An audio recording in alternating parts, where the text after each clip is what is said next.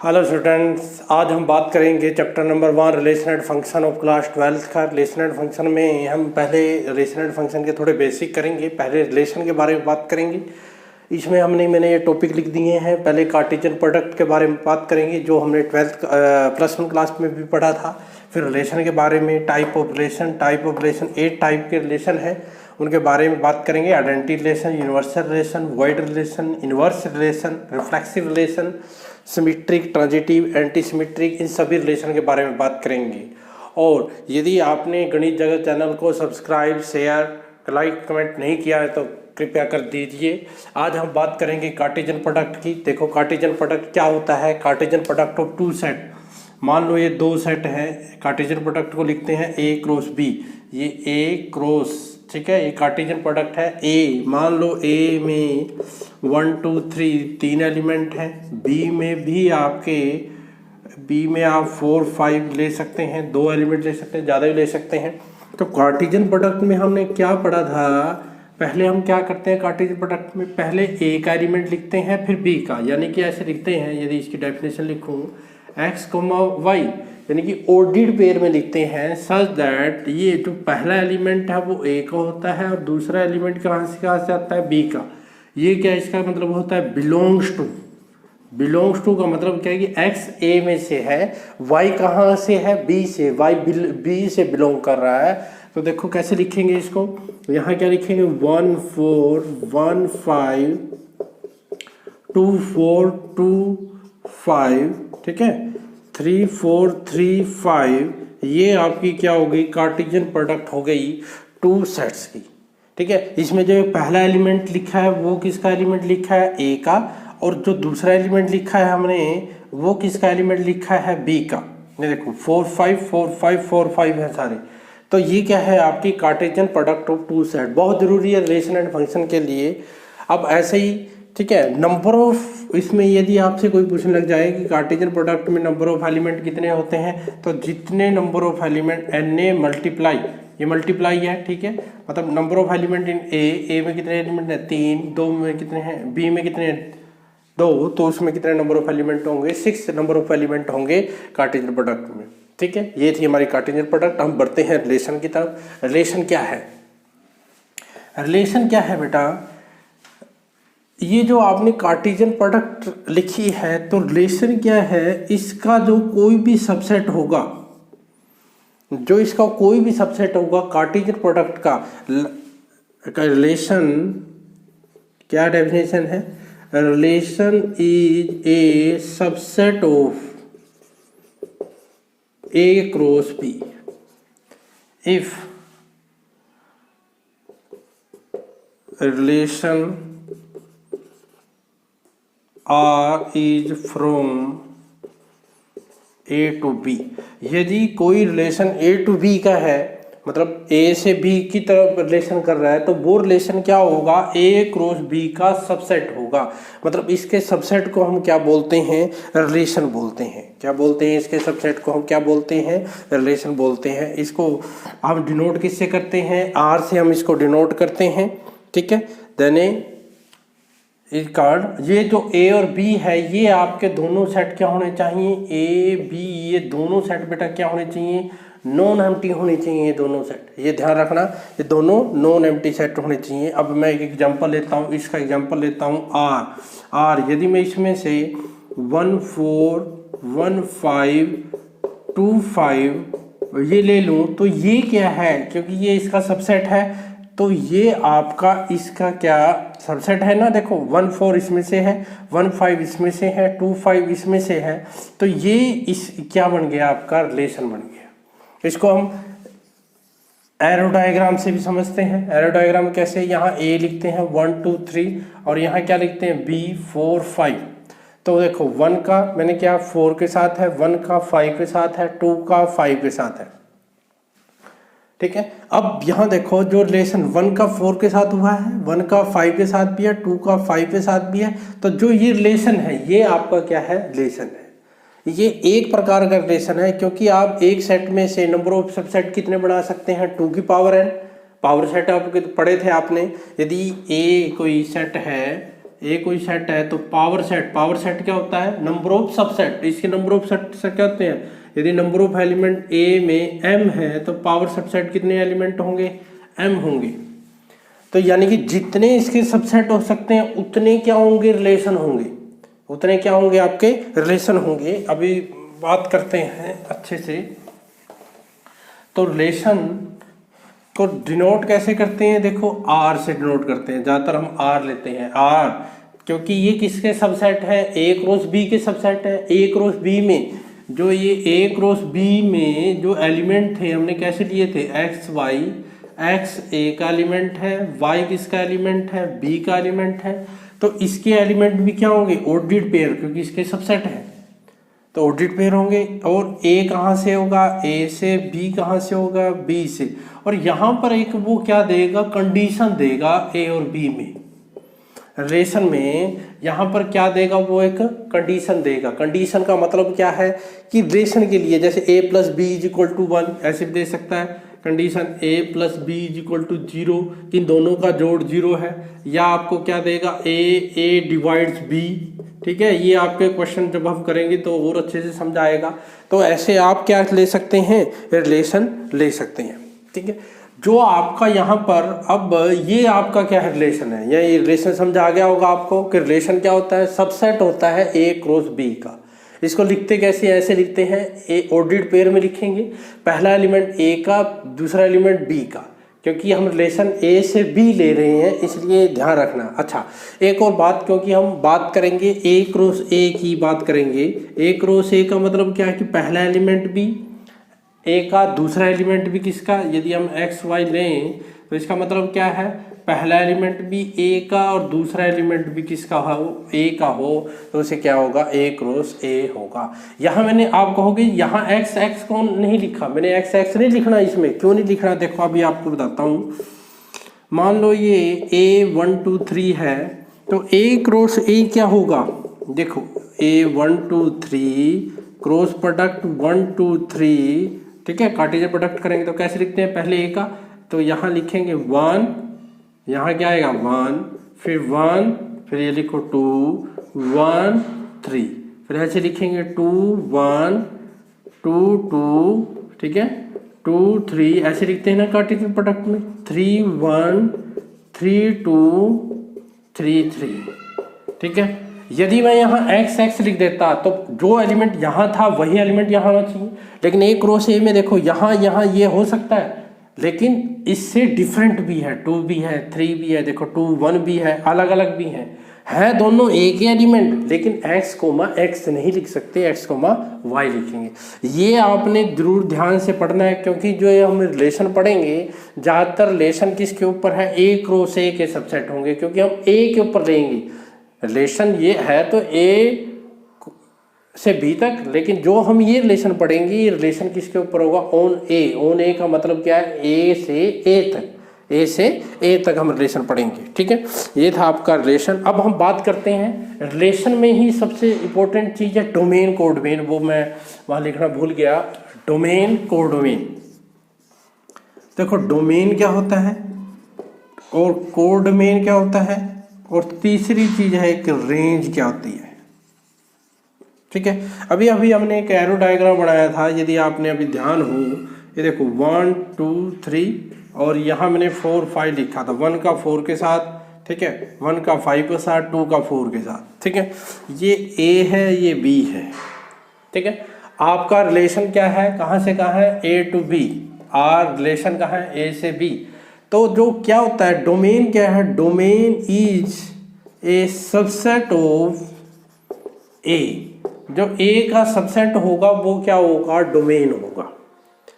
जो r domain of r, मतलब जो रिलेशन r है उसका डोमेन क्या होगा, सबसेट ऑफ a भी हो सकता है, लेकिन क्या डोमेन की वैसे डेफिनेशन क्या है कि जो वैल्यू दे, मतलब जैसे 1 का रिलेशन किसके साथ है, 4 का, तो 1 वैल्यू दे रहा है 4, 2 वैल्यू दे रहा है 5, लेकिन 3 वैल्यू नहीं दे रहा है, तो 3 डोमेन में नहीं आएगा। तो जब मान लो यही है तो इसका डोमेन क्या आएगा, 1 और 2 आएगा। जो डोमेन क्या है, एक सेट है, वो भी एक सेट है, डोमेन क्या आएगा, 1 और 2। कई बार बच्चे क्या गलती करते हैं, क्योंकि उसमें बुक में लिखा है A is called the domain of R. जो ए होता है वो क्या है, डोमेन ऑफ आर बेटा तब जब आपका ये वैल्यू दे, ठीक है, जब ये आपका क्या कोई ना कोई वैल्यू दे जो इसमें लाई करती हो तो वो आपका डोमेन होगा, वरना वो आपका डोमेन नहीं होगा। ठीक है, कोडोमेन। जो ये बी है आपके बुक में, जो भी क्वेश्चन में बी आएगा, B is called codomain. B को क्या बोलेंगे हम, कोडोमेन बोलेंगे। जैसे कि ये आपका ये पूरा का पूरा कोडोमेन, यहाँ और भी ले सकता हूँ मैं, 6 भी ले सकता हूँ।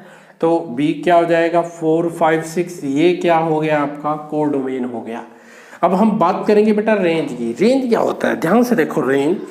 रेंज क्या होता है, जो ये डोमेन के जो एलिमेंट है जहां पर एरो जा रहा है, जहां जिससे मिल रहा है, किससे मिल रहा है, 4 और 5 से मिल रहा है। तो जो रेंज है वो क्या होगी आपकी 4 और 5, यानी कि रेंज क्या होगी, range of R is a subset of B, यानी कि इस बी का सबसेट होगा, वो क्या होगा, रेंज होगी। ये थी आपकी डोमेन, कोडोमेन, रेंज। जैसे ये सेट लें, इसमें डोमेन क्या आएगा, ये देखिए इसमें तो डोमेन 1 2 3, क्योंकि 1 2 3 तीनों कर रहे हैं, और कोडोमेन भी क्या आएगा 1 2 3, और रेंज भी क्या होगी 1 2 3। मतलब ये सेम भी हो सकते हैं, डोमेन, कोडोमेन, रेंज। देखो मैं एक एरो डायग्राम ओवर ले लेता हूँ। ये देखो, यदि मैं 3 6 ले लूँ, देखो 1 2 3 तीनों वैल्यू दे रहे हैं, इसलिए ये 1 2 3 क्या है, हमारे डोमेन है। 4 5 6 पर भी वैल्यू आ रही है, मतलब यहाँ पर कहने का मतलब क्या, इधर कुछ नहीं बचना चाहिए। यदि इधर कोई बच गया वो डोमेन में नहीं आएगा, यदि इधर कोई बच गया वो रेंज में नहीं आएगा। समझिए कि नहीं। यदि यहाँ 6 में छोड़ दूँ तो रेंज क्या आएगी, यदि ये मैं छोड़ दूँ तो रेंज क्या आएगी 4 5 आएगी, और यदि मैं इसको ऐसे कर दूं तो रेंज क्या आएगी 4 5 6, यानी कि जो कि इसके बराबर आएगी बी के इक्वल आएगी। तो ये रिलेशन पता लग गया, relation is the subset of A cross B. Relation को हम लिखते कैसे हैं, ऐसे लिखते हैं, यहाँ पर एक कंडीशन दे रखी होगी, वो कंडीशन जब हम क्वेश्चन करेंगे उसमें हम डिस्कस करेंगे। उसके बाद ये ए क्रॉस ए बताया मैंने, बहुत इंपॉर्टेंट है। ए क्रॉस ए में पहला एलिमेंट भी ए का, दूसरा एलिमेंट भी ए का। ये क्यों बताया, क्योंकि ये जो रिलेशन है वो सारे हम इसके ऊपर करेंगे। ठीक है, यानी कि पहला एलिमेंट भी ए से दूसरा। यहाँ पर एक बात ध्यान रखनी है, यहाँ पर एक्स एक्स लिखना, एक्स वाई लिखना है, पहला एलिमेंट एक्स का, दूसरा एलिमेंट कोई और एलिमेंट ए का। मतलब ये एलिमेंट में 1 2 3 ही थोड़ी है, और एलिमेंट भी हो सकते हैं। तो 1 1 1 2 ये देखो अलग अलग हो गया। यदि मैं एक्स एक्स लिख देता तो पहला भी एक्स दूसरा भी एक्स, यानी कि दोनों सेम होने थे, लेकिन ये जरूरी नहीं है। तो ये हो गया, डोमेन हो गया, कोडोमेन हो गया, रेंज हो गया। अब बढ़ते हैं हम टाइप ऑफ रिलेशन की तरफ कि रिलेशन कितने टाइप के होते हैं। देखिए पहला रिलेशन आइडेंटिटी रिलेशन। देखो बेटा अब हम बात करते हैं आइडेंटिटी रिलेशन की। आइडेंटिटी रिलेशन देखो क्या होता है, ए रिलेशन, ये identity relation, A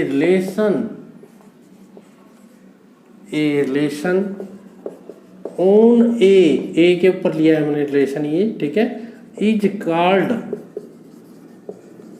identity relation if, ध्यान से देखना, if R is equal to a belong to capital A. इसमें देखो आइडेंटिटी रिलेशन क्या होता है, यदि पहला एलिमेंट और दूसरा एलिमेंट दोनों सेम हो उसे हम क्या बोलते हैं, आइडेंटिटी रिलेशन। इसको ये भी बोल सकते हैं कि यदि every element of A is related to itself, यदि वो खुद से रिलेट करे उसे हम क्या बोलते हैं, आइडेंटिटी रिलेशन बोलते हैं। जैसे कि मान लो ये आपका 1 2 3 4 है, आपको पूछे कि आइडेंटिटी रिलेशन लिखो, तो आइडेंटिटी रिलेशन क्या होगा 1 1 2 2 3 3, ये जो लिखा है ये क्या है आपके आइडेंटिटी रिलेशन है। कौन से रिलेशन है ये, आइडेंटिटी, बस यही है, इसको छोड़ के और कोई के बारे में बात नहीं कर रहा है, इसने पूरा रिलेशन डिफाइन कर दिया। क्योंकि ऐसा ऐसा हम आगे भी पढ़ेंगे, लेकिन ये पूरा रिलेशन डिफाइन कर रहा है। आइडेंटिटी रिलेशन खुद के साथ रिलेशन होना, उसे हम क्या बोलते हैं, आइडेंटिटी रिलेशन बोलते हैं। बिल्कुल सिंपल सा आइडेंटिटी रिलेशन है। अब देखते हैं हम, पहला रिलेशन आइडेंटिटी हो गया। अब हम देखते हैं यूनिवर्सल रिलेशन। यूनिवर्सल रिलेशन क्या होता है बेटा, देखो universal universal relation. Universal relation क्या होता है बेटा? दूसरा, a relation R on A is called universal relation, is called universal relation if R क्या होगा? यहां ध्यान रखना, आर ये जो सारा है ए बी कहां से है? ए से है। मतलब ए बी पहला एलिमेंट भी ए में से है, दूसरा एलिमेंट भी किससे है? ए से। यानी कि यूनिवर्सल रिलेशन क्या होता है? जो सारा आपका ए क्रॉस ए होगा वही क्या होगा? यूनिवर्सल रिलेशन होगा। मतलब सारे एलिमेंट ले लिए इसमें, कोई भी ए क्रॉस ए का एलिमेंट नहीं छोटा। ये देखो, मान लो ये है आर, ठीक है, मैं यूनिवर्सल रिलेशन लिख रहा हूँ। यदि ए मैं लिख लूँ 1 2 ले लूँ तो यूनिवर्सल रिलेशन क्या होगा? 1 1 1 2 1 2 1 2 2, ये जो होगा ये आपका क्या होगा? यूनिवर्सल रिलेशन होगा। यूनिवर्सल रिलेशन का मतलब क्या है कि सारे एलिमेंट ले लेने जो ए क्रॉस ए के, ए क्रॉस ए में यही आएगा। ए क्रॉस ए में कितने एलिमेंट आएंगे? यदि मैंने 2 लिए हैं तो कितने होंगे? 4 होंगे। तो पूरे का पूरा ए क्रॉस ए क्या होगा? वो क्या होगा? आपका यूनिवर्सल रिलेशन होगा। ठीक है, अब हम बढ़ते हैं, देखते हैं वॉइड रिलेशन के बारे में। देखो अब देखते हैं हम बेटा वॉइड रिलेशन के बारे में। वॉइड रिलेशन, वॉइड को हम एम्प्टी रिलेशन भी बोल देते हैं। वॉइड रिलेशन को क्या बोल देते हैं हम? Empty relation. ए रिलेशन वही R on A is called empty relation या वॉइड रिलेशन। एम्प्टी बोल दो या वॉइड बोल दो, दोनों का मतलब सेम है। If no element of A is related to A, मतलब if no element of A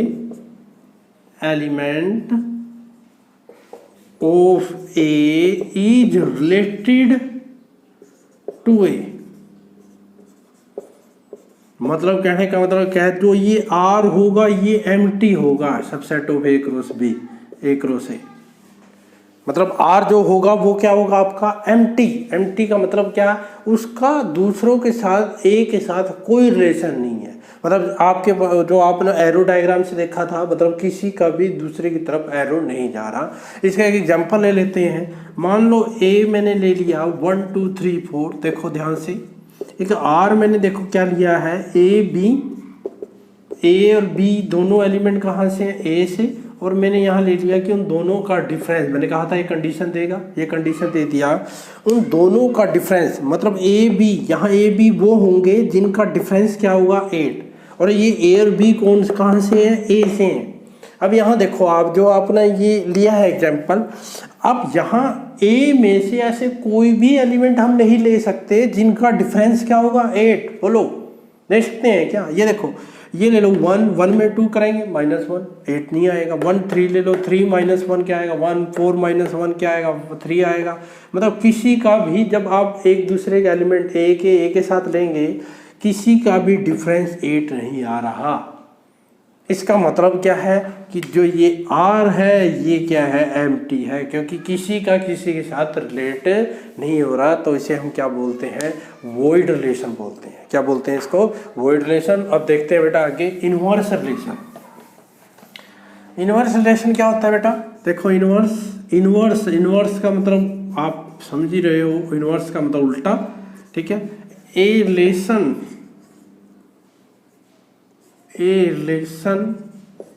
R from set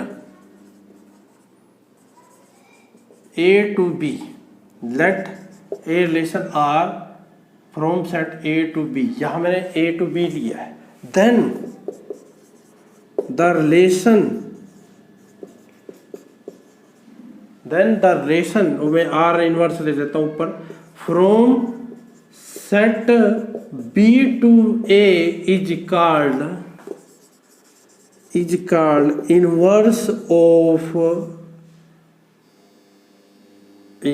inverse relation. उसे क्या बोलते हैं हम? इनवर्स रिलेशन बोलते हैं। समझा रहा है कि नहीं? देखो ध्यान से, क्या बोल रहा है कि ना आर रिलेशन कहाँ से कहाँ है, ए टू बी है, तो ये कह रहा है कि इनवर्स रिलेशन क्या होगा, बी टू ए। जो बी टू ए होगा वो क्या होगा, इनवर्स। जैसे मान लो आर आप ऐसे लिखते हो, ए टू बी, ए एलिमेंट किसका होता है, ए का, बी एलिमेंट किसका होता है, बी का, ऐसे लिखते हो। तो जो आर इनवर्स होगा उसमें उल्टा लिखेंगे, बी ए, जो बी है वो बी का है, ए किसका है, ए का। तो ये क्या हो गया आपका, आर इनवर्स हो गया। और एग्जांपल ले लेते हैं, जैसे कि एरो डायग्राम से ज़्यादा अच्छे से समझा जाएगा। 1 2 3 4 5 ये मैंने ले लिया, यानी कि जो आपका आर है, यहाँ आर है, ये आर है, ठीक है, ये रिलेशन आर है। आर मैंने क्या लिया, 1 4 2 5 और 3 5, ठीक है। यदि आपसे कोई पूछे आर इनवर्स निकालो, तो आर इनवर्स क्या कर देना, इनका उल्टा, मतलब जो बी का एलिमेंट है वो किसका हो जाए, आगे आ जाएगा, यानी क्या हो जाएगा यहाँ 4 1 5 2 5 3। ये कौन सा रिलेशन हो गया बेटा, इनवर्स रिलेशन हो गया। ये कौन सा रिलेशन हो गया, इनवर्स। देखो उल्टा कर दिया मैंने, 4 1, मतलब जो बी का था वो किसका बन, अब आगे आ गया, बी का आगे आ गया, पहले लिख दिया, और ए का कहाँ लिखा है, बाद में लिखा है। तो इसे क्या बोलते हैं, इनवर्स रिलेशन बोलते हैं।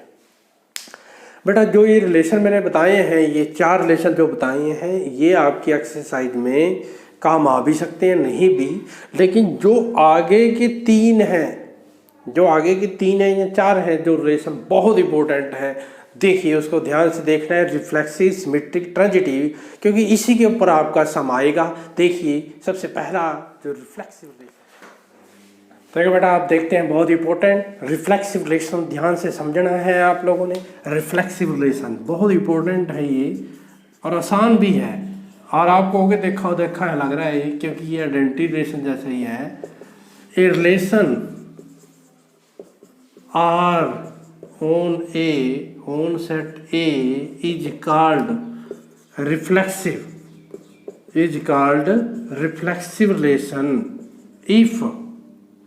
रिलेशन इफ ध्यान से देखना, a related to a for every a that is a belong to capital A, that is, ध्यान से देख लो, a comma a belong to R for all, इसको फॉर ऑल बोलते हैं, a belong to capital A. अब कई बच्चे कहेंगे कि आइडेंटिटी रिलेशन जैसे हैं कि ए उसमें भी लिया था, इसमें भी लिया था। बेटा अभी बताता हूँ मैं पहले इसके बारे में। ये क्या कह रहा है कि जो ए का हर एक एलिमेंट है, ए का हर एक एलिमेंट खुद के साथ रिलेट होना चाहिए। समझ गए क्या कहा, ए का हर एक, फॉर एवरी, मतलब हर एक एलिमेंट खुद के साथ रिलेट होना चाहिए, ठीक है। इससे क्या कह रहा है कि ए, इससे और अच्छे से क्लियर हो जाएगा, क्या कह रहा है कि ए बिलोंग्स टू आर, मतलब ए किसके अंदर है, आर के अंदर है। For all A belong to capital A, मतलब ए के हर एक एलिमेंट के लिए यदि ए मतलब उसका खुद के साथ रिलेशन आर के अंदर हो, तो उसे क्या बोलते हैं, हम रिफ्लेक्सिव रिलेशन बोलते हैं। अब देखो आइडेंटिटी रिलेशन क्या था, ये देखो आइडेंटिटी रिलेशन मैंने यहाँ आर लिखा था, ए बिलोंग टू कैपिटल, ये लिखा था मैंने आइडेंटिटी रिलेशन। इसमें ए ही है आर के अंदर, और कोई एलिमेंट नहीं है। इसमें और भी हो सकते हैं। देखो एक एग्जांपल लेते हैं एक रिफ्लेक्सिव का। मान लो ए आपने ले लिया 1 2 3 4, ए ये ले लिया। आर मैंने क्या लिया, देखो 1 1 1 1 2 2 2 3 3 4 1 4 4, ये मैंने एक रिलेशन ले लिया आर, ठीक है। ये रिलेशन ले लिया अपनी मर्जी से 1 1 1 2 2 2 3 3 4 1 4 1। अब बात करते हैं कि ये रिफ्लेक्सिव है। रिफ्लेक्सिव का मतलब क्या है कि ए का हर एक एलिमेंट कौन कौन है, 1 2 3 4 है। ए का हर एक एलिमेंट का खुद के साथ, अब देखो ए का 1 के साथ, 1 का 2 का 2 के साथ, 3 का 3 के साथ, 4 का 4 के साथ, है कि नहीं। तो इसका मतलब ये क्या हो गया, रिफ्लेक्सिव हो गया। इसको औरों से लेना देना नहीं है। जो कि आइडेंटिटी रिलेशन था, आइडेंटिटी रिलेशन आपको क्या कहता है? आइडेंटिटी रिलेशन कि उसमें आर में सिर्फ खुद के साथ वाला होगा, यानी कि ये रिलेशन है, आइडेंटिटी रिलेशन नहीं है। आइडेंटिटी रिलेशन का कौन सा होता है? यदि मैं आइडेंटिटी रिलेशन लिखूं यहाँ पर, आइडेंटिटी रिलेशन कौन सा होता है आपका? देखो ध्यान से, ये आइडेंटिटी रिलेशन लिखूं मैं यहाँ पर, क्या होता? 1 1 2 2 3 3 4 4, ये कौन सा रिलेशन होता भाई? आइडेंटिटी रिलेशन होता। इसमें देखो हर एक के साथ ही है और कोई नहीं है, तो आइडेंटिटी और रिफ्लेक्सिव में थोड़ा डिफरेंस है ना। अब बताओ क्या रिफ्लेक्सिव, ये रिफ्लेक्सिव है, क्या ये आइडेंटिटी हो सकता है? हो सकता है क्या?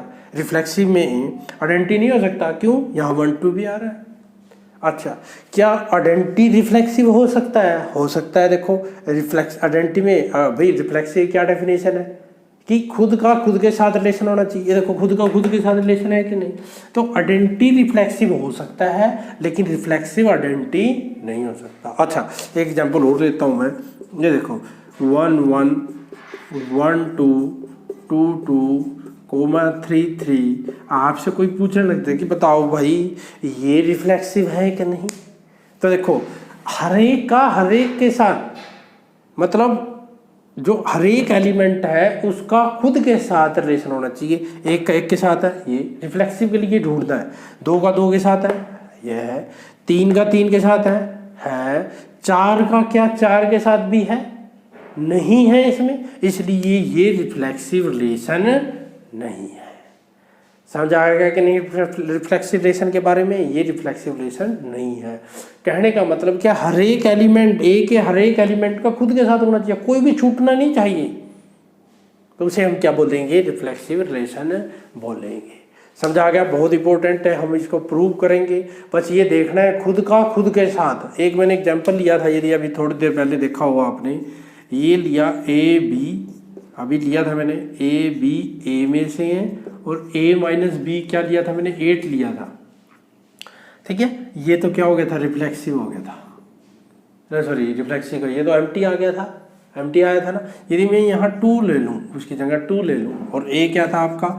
a था आपका 1 2 3 4। अब देखो r में क्या क्या आएगा, पहले r लिख लेते हैं। r में क्या क्या आएगा, अभी बात करनी है रिफ्लेक्सिव है कि नहीं। तो रिफ्लेक्सिव के लिए आप क्या लोगे? यहाँ a है तो यहाँ भी क्या होगा? a, ये दोनों क्या होगा? a होगा। तो यहाँ क्या होगा? a, b की जगह में क्या होगा? a माइनस a क्या होगा? 0, 0 में से 0 घट 0, ये क्या आ गया? 0, इधर भी ये क्या है? 2, ये पॉसिबल नहीं है, 0 इक्वल 2 के नहीं होता, तो ये रिफ्लेक्सिव नहीं है, ये रिफ्लेक्सिव नहीं है। और भी हम तरीके जब क्वेश्चन करेंगे और अच्छे से समझेंगे। अब बढ़ते हैं सेकंड इम्पोर्टेंट जो आपका है सिमेट्रिक रिलेशन। देखिए सिमेट्रिक रिलेशन के बारे में, सिमेट्रिक रिलेशन क्या होता है, देखो ध्यान से बेटा। सिमेट्रिक रिलेशन बहुत इंपॉर्टेंट है, ये तीनों बहुत इंपॉर्टेंट है क्योंकि इसका यूज करेंगे हम। Symmetric relation, a relation R on set A is called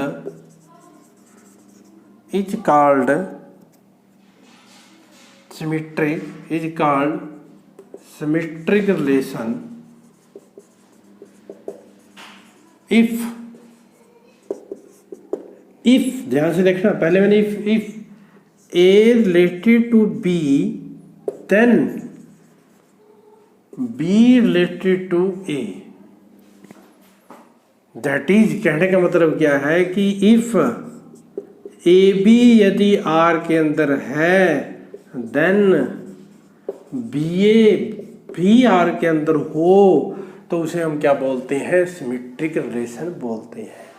यानी कि उसका इन्वर्स भी उसके अंदर हो, 1 2 है तो 2 1 भी उसके अंदर हो तो उसे हम क्या बोलते हैं? सिमेट्रिक रिलेशन बोलते हैं। क्या बोलते हैं उसको? हम सिमेट्रिक रिलेशन बोलते हैं। इसका एक एग्जांपल ले लेते हैं हम, वही एग्जांपल जो हमने पहले लिया था, ठीक है।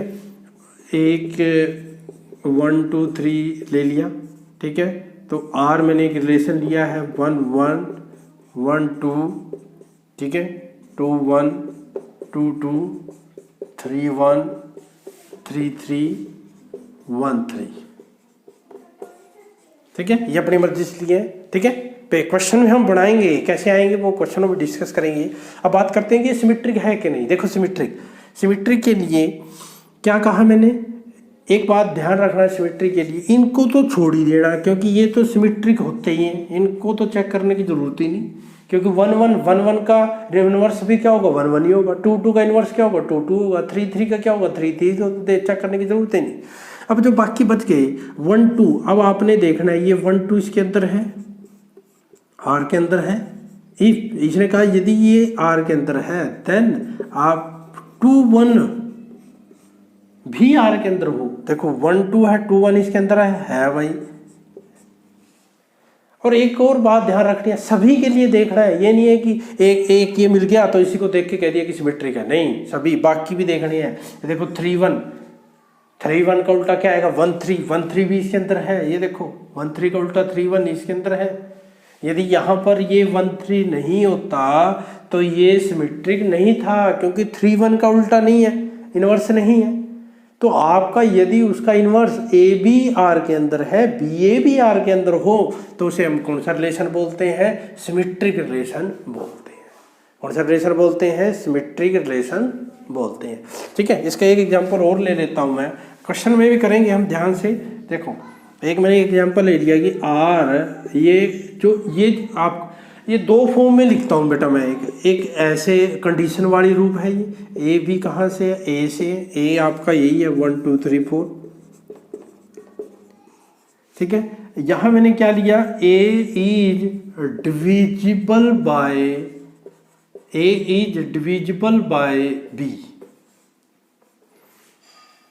ए डिविजिबल मतलब ए किससे भाग होगा, बी से भाग होगा, मतलब पहले वाला दूसरे से भाग होगा।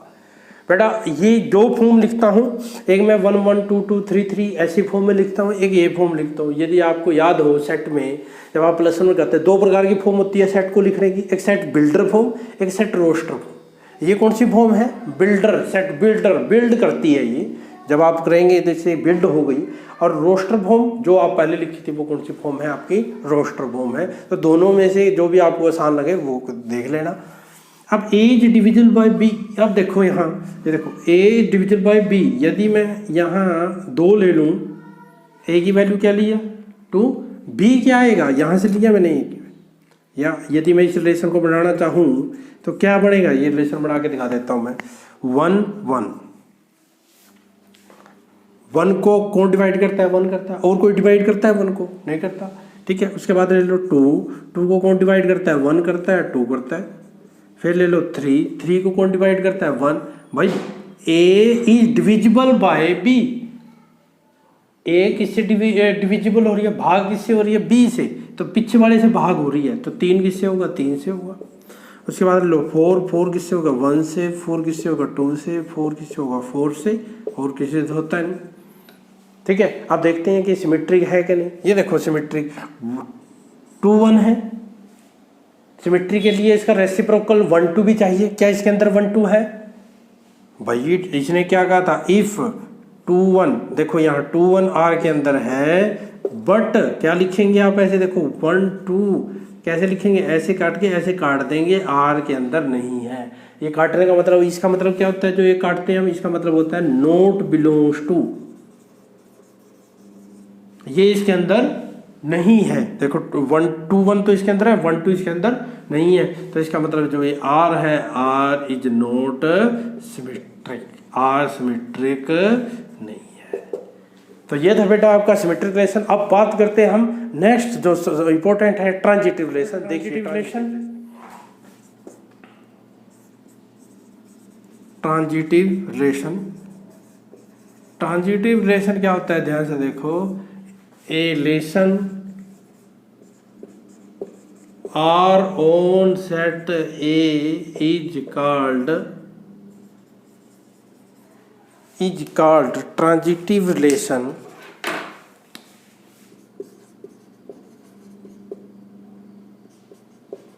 if A B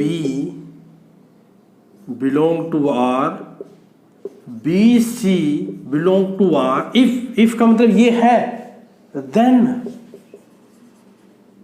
A C belong to R, यदि ए सी भी आर में हो, दैट इज, इसको देखो दो तरीके से लिखते हैं, एक ऐसे लिखते हैं, एक ऐसे, a related to b, b related to c, then a related to c हो, if a related to b, b related to c, then a related to c हो, तो उसे हम क्या बोलते हैं, ट्रांजिटिव रिलेशन बोलते हैं। बहुत इंपॉर्टेंट रिलेशन है ट्रांजिटिव रिलेशन, उसको ध्यान से देखो। मैंने एक रिलेशन ले लिया, ए आपका क्या है, 1 2 3 है, ठीक है, 1 2 2 3, ये छोटा सा रिलेशन ले लिया मैंने। अब आपसे पूछने लग जाए कि बताओ ये ट्रांजिटिव है कि नहीं, तो ध्यान से देखो, ये क्या है, 1 2, ठीक है। अब आपने क्या लेना है, देखो ए बी फिर इससे जुड़ता हुआ आगे लेना है, मतलब यहाँ पर ए पहले फिर बी पहले होना चाहिए, यानी कि 1 2 इसके अंदर है तो 2 3 इसके अंदर है, ये दोनों आर के अंदर है। अब आपने क्या देखना है, इसका पहला और इसका ये, यानी कि ए सी, ये देखना है 1 3, बट यहाँ क्या लिखोगे, 1 3 does not belong to R, तो ये क्या है, ट्रांजिटिव नहीं है, ये ट्रांजिटिव रिलेशन नहीं है, ठीक है। तो ट्रांजिटिव रिलेशन का भी एक एग्जांपल देख लेते हैं हम, जो ट्रांजिटिव रिलेशन आपका प्रूव कर दे, ठीक है। एक एग्जांपल देखो, ये ले लिया मैंने एक